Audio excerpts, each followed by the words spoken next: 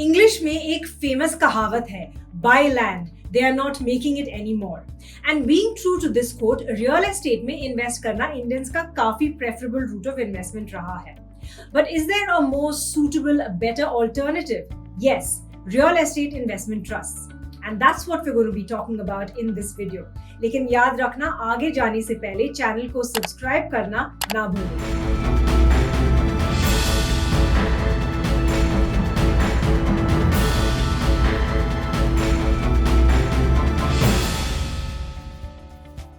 अभी real estate investments अपने own challenges के साथ आते हैं, जैसे कि necessity of big amounts for investment, long term loans, EMIs, stamp duty, registration etcetera की झंझट, फ्रॉड या चीटिंग की संभावना, जब चाहे बेचने या खरीदने में दिक्कत, एंड रियल एस्टेट प्रॉपर्टीज को मैनेज और मेंटेन करना मुश्किल होता है। On the other hand, mutual fund जैसे इन्वेस्टमेंट्स रियल एस्टेट की तुलना में काफी कन्वीनियंट साबित होता है।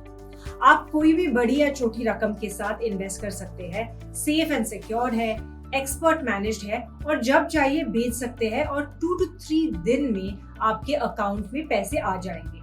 क्या कोई ऐसी इन्वेस्टमेंट ऑप्शन है जो कि म्यूचुअल फंड और रियल एस्टेट के बेस्ट फीचर्स को कंबाइन कर पाए? जी हाँ, और वो है रियल एस्टेट इन्वेस्टमेंट ट्रस्ट। अब रीट्स क्या है?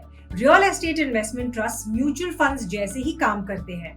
रीट्स इन्वेस्टर्स से मनी पूल करके रेवेन्यू जनरेटिंग कमर्शियल प्रॉपर्टीज में ये पैसे इन्वेस्ट करते हैं।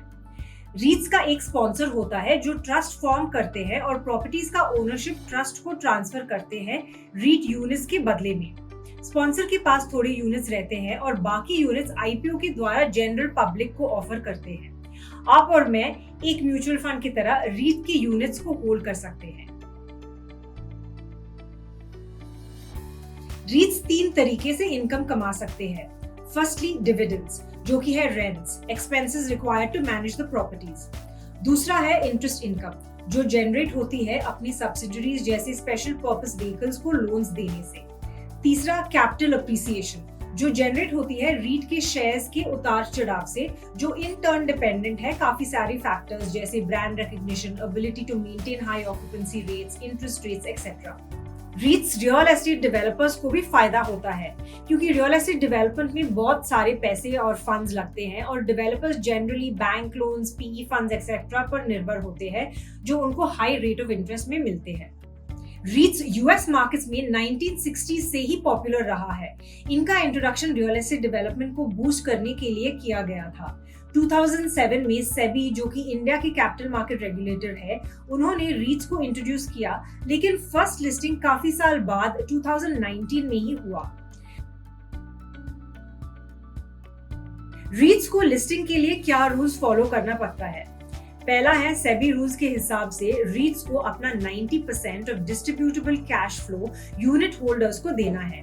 उनके एटलीस्ट 80% एसेट्स कंप्लीटेड और इनकम जनरेटिंग प्रॉपर्टीज में होना चाहिए। इससे एग्जीक्यूशन रिस्क, जो कि रियल एस्टेट डेवलपमेंट का मेन हिस्सा है, वो अवॉइड हो जाता है। और स्पॉन्सर को अपने पास सर्टेन नंबर ऑफ यूनिट्स रखना मैंडेटरी है, ताकि वो उस ट्रस्ट में इन्वेस्टेड रहे। अब देखते हैं pros and cons of investing in REITs. Firstly, you can diversify your investment portfolio.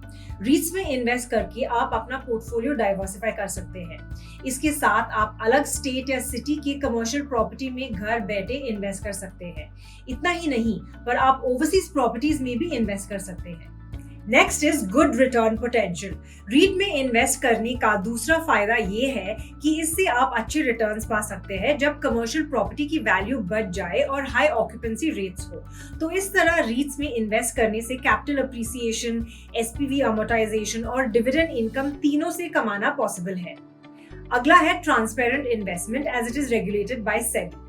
Then comes liquidity, जहाँ की नॉर्मल रियल एस्टेट इन्वेस्टमेंट्स को बेच के अपने पैसे निकालने में मुश्किल होता है, रीट्स लिक्विड है क्योंकि इनकी ट्रेडिंग होती है स्टॉक एक्सचेंजेस पे। इन्वेस्ट करें कम रकम के साथ। आप रीट्स के शेयर्स में आपके मन चाहे अमाउंट के साथ इन्वेस्टमेंट स्टार्ट कर सकते हैं। नॉर्मल रियल एस्टेट में जैसे लाखों और करोड़ों की इन्वेस्टमेंट नहीं लगेगी यहाँ। Favourable taxation, interest income from रीट्स is taxable at slab rates, पर डिविडेंड इनकम एग्जेम्प्ट हो सकती है अगर एसपीवी ने स्पेशल टैक्स रिजीम के लिए ऑप्ट किया है। जब रीट्स को बेचेंगे तो कैपिटल गेन्स टैक्स लग सकता है। अगर आपने 36 मंथ्स के अंदर बेचे हैं तो 15% tax on capital gains applicable है और लॉन्ग टर्म कैपिटल गेन्स 10% के रेट पर लगेगी for amount exceeding 1 lakh rupees in a year जब आपका होल्डिंग एटलीस्ट 36 मंथ्स का हो। Now let's look at the cons of investing in REITs. Firstly, property taxes.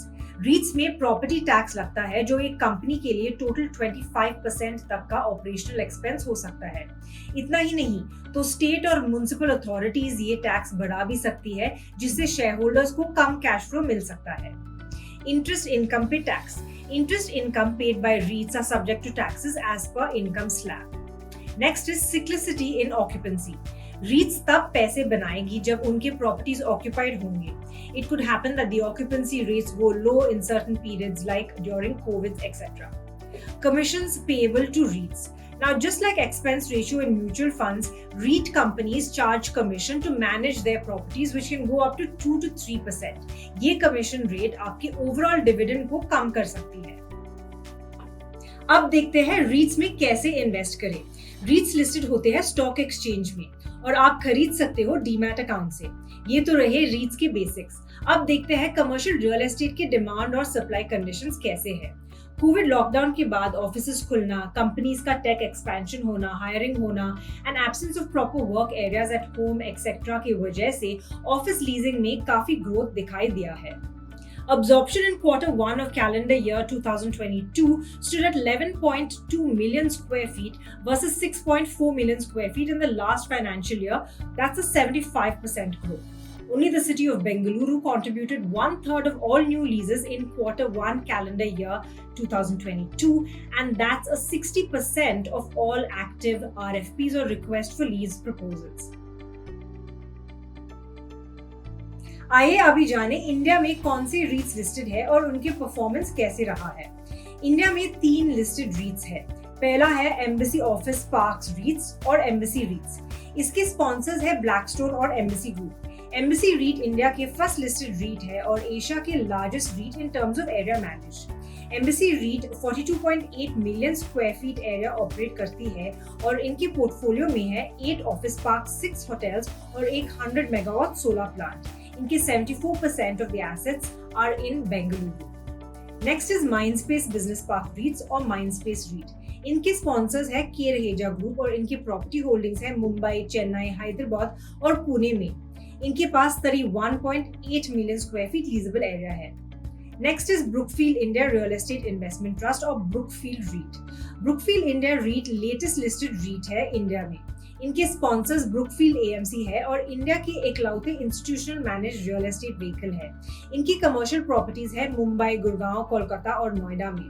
Brookfield REIT के पास 18.6 मिलियन स्क्वायर फीट लीजेबल एरिया है।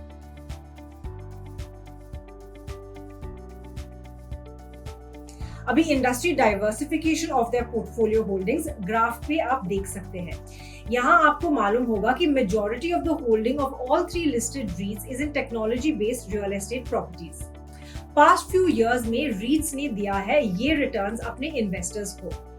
इन listed REITs का income distribution कैसे रहा है ये देख सकते हो आप इस टेबल पे। अभी ओवरऑल हम ये कह सकते हैं कि जब कोविड के बाद economic activity back to normal आ रहा है और इन्वेस्टमेंट एक्टिविटी बढ़ रही है, REITs रियल एस्टेट में इन्वेस्ट करने का एक सेफ और सिक्योर्ड एवेन्यू हो सकता है। पर आप यहाँ जरूर देखिए कि ये इन्वेस्टमेंट आपके ओवरऑल रिस्क प्रोफाइल और इन्वेस्टमेंट ऑब्जेक्टिव में कैसे फिट इन कर सकती है before it occupies space in your investment portfolio. Give us a like and share or a comment in the section below, and of course keep yourself occupied on the Fisdom YouTube channel.